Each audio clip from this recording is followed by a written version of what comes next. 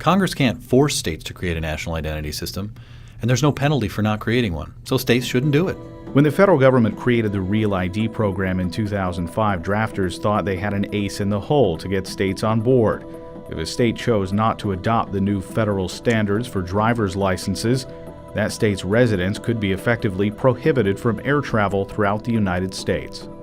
The last thing I want to do is punish citizens of a state who would love to have a Real ID driver's license and can't get one because the state has voted to opt out of the program. One can only contemplate the just the inconvenience in airline travel that could occur if everyone has to undergo additional screening because they don't have a Real ID compliant driver's license.